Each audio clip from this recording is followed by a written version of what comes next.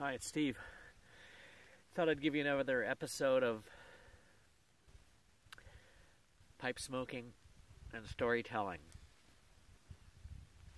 I'm out here in the hills, the Simi Hills, Los Angeles area, on a nice morning. It's going to be a beautiful day today. It seems to be already about 60 degrees. Anyway, I'm smoking my little Ashton low-lat pipe with a new tobacco, Seattle Pipe Club's Pike Place, which seems pretty good, but I don't want to tell you how I like it yet. This is only my second bowl, so I'll reserve my comments for later.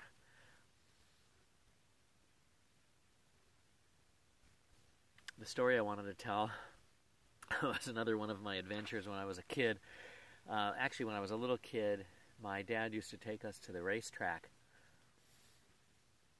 I see the horse races, either at Santa Anita Park or at Hollywood Park. We used to go maybe once a year. Maybe some years we didn't even go. But anyway, I went a few times when I was a kid, and I always liked it, and gave me a little interest in horse racing. I'm not much of a gambler or anything, but I always like to watch the big races, the Breeders' Cup and the Kentucky Derby and all those races on TV.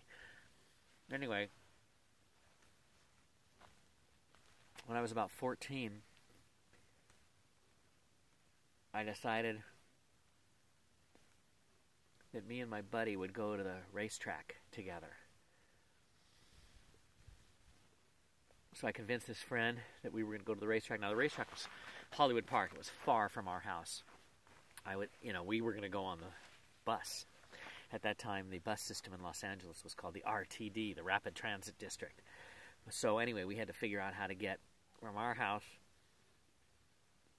all the way to Inglewood, California, to the Hollywood Park for our day at the races.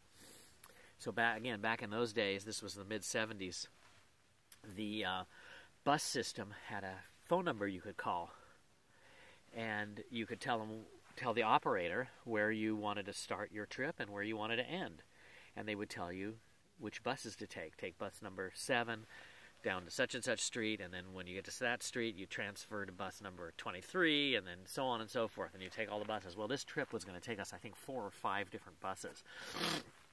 The cost for going on the RTD bus was $0.25, and for every bus you transferred to was an extra dime.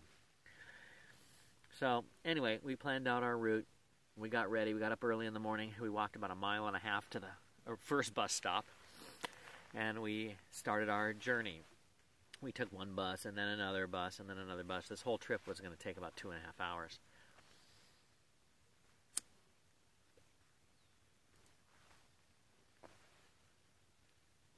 So we were going on and on. Finally, we got to the last leg of the trip, the last bus. Got on the bus, and the people on the bus, the crowd, was a lot different than the crowds on the other bus. Obviously, most of the people, or almost all of the people on this bus, were headed to the track. So it was a crew of all kinds of, degenerate gamblers, track hounds, railbirds, cigar-chomping geezers, all, going to go to make their fortune at the track. And a lot of these people wanted to talk to us because we stood out. We were 2 little, 14-year-old kids on this bus. And all of these, people who were going to the track wanted to talk to us and tell us their systems on how to make a killing at the track. And, of course, they had all made killings. You could tell by all the 10-cent Dutch Master cigars they were chomping on and so on. So anyway,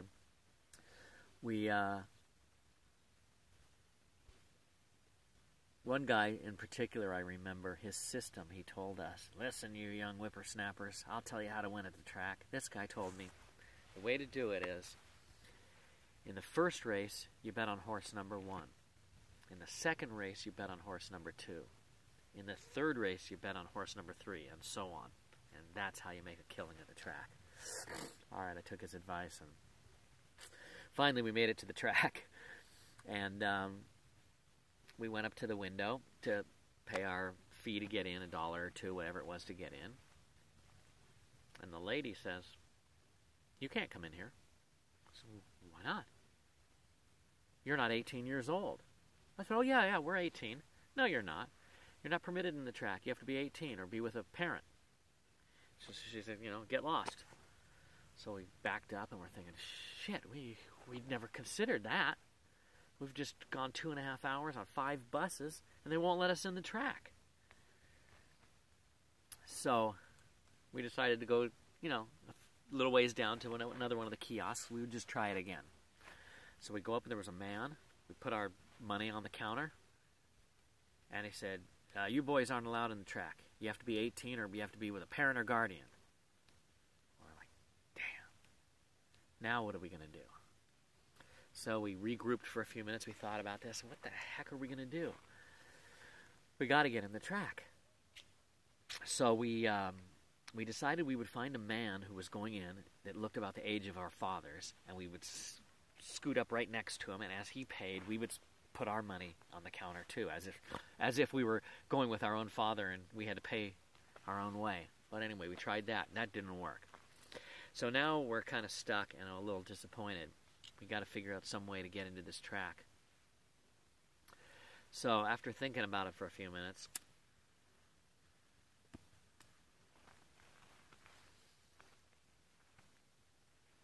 we decided we would mull it over and walk around the perimeter of the track.